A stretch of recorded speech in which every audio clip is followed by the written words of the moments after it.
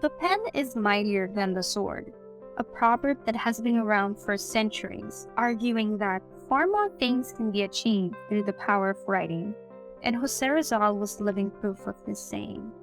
In today's video, we'll go back in time and explore how the works of Jose Rizal came to life and impacted not only the Philippines' history, society, and culture, but also the world.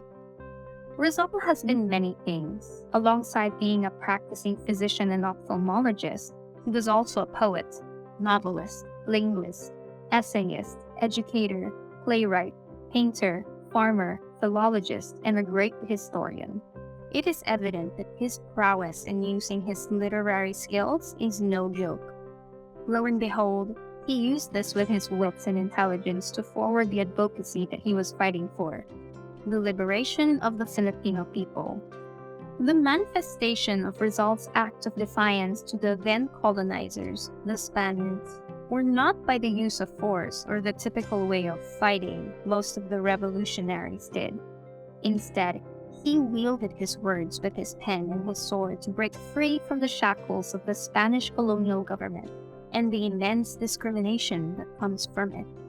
One of the earlier well-known works of Rizal is A la Juventud Filipina, or To the Philippine Youth, in English. This piece was produced by a young Rizal, age 18, to compete in a literary contest in 1879, named Liceo Artístico Literario de Manila, or the Manila Lyceum of Art and Literature. It was an award-winning literary poem that was a bold declaration of nationalism that elicited feelings of liberty and independence for one nation and its people, especially for the youth. It was a call for action, prompting the youth to instrumentalize themselves to make a change. As mentioned before, this poem bagged first place in the said contest. However, due to racial discrimination, critics and readers would immediately switch their praises to the Spanish second placer when they learned that this piece was written by an Indio. This situation further angered Rizal for the unfair treatment that he received. It was also a contributing factor to his drive to prove that an Indio could write as well, or so much better than a Spaniard. In the following year, this circumstance bore another work of his, named Junto al Pasig. Junto al Pasig, or Beside Pasig River, was a satirical one-act play commenting on the social injustices experienced by the Filipino people under the Spaniards. It was described as zarzuela en un acto y en verso. The play was written for Academia de Literatura Castellana of the Ateneo Municipal, and it was performed on the Feast of the Immaculate Conception on December 8, 1880.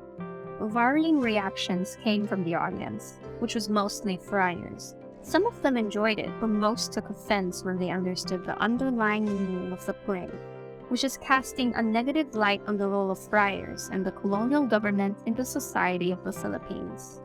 At a young age, Rizal has already been showing acts of protest against the oppressive system he, along with his fellow Filipinos, experienced. He continuously honed his literary skills, like sharpening his sword for battle.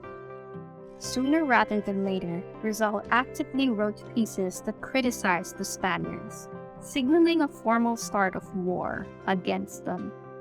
He published several articles on La Solidaridad, the official newspaper of the propaganda movement, and wrote independently on some occasions. Arguably, the most famous of his works would be the serialized novel Noli Tangere and Filibusterismo. Both of these novels were required readings in the Philippine curriculum, signaling their importance to the Philippine literature and society. To boot, there are also famous movie adaptations and television shows of these novels. Through these works, Rizal condemned the ills of the Spaniards and exposed the atrocities committed by the friars. He used his characters in these novels as an avenue to comment on Filipino society at that time. For example, Maria Clara was a caricature of the deemed proper and acceptable Filipino women. However, despite having been a role model, Maria Clara was not saved from experiencing prejudice and gender discrimination at that time. He used fiction to disguise the very real situation of the country and successfully opened the eyes of the Filipinos. These novels sparked a fire within the Filipino people.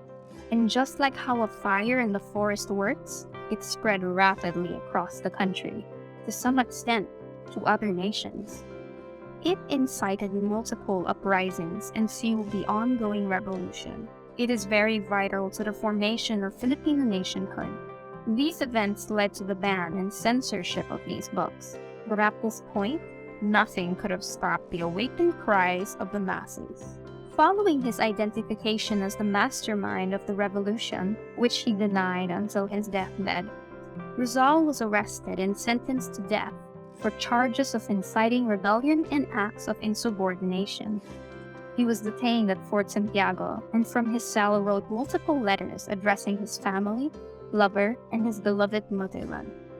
Mi Último Adiós, or My Last Farewell, was one of his last works. It is to be noted, though, that Rizal was not able to title this poem, so it has other working titles when it was first distributed, such as Mi Último Pensamiento, My Last Thought, and Último Adiós, Last Farewell. This is an ode of farewell to his motherland, the Philippines, the last statement on how he longs for his country's liberation and independence.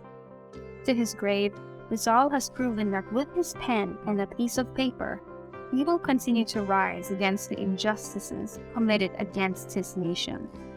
Before we come to an end, there is one last work of Rizal that should be talked about. This is Mga Kababayang Dalaga ng Malolos, also known as To the Young Women of Malolos.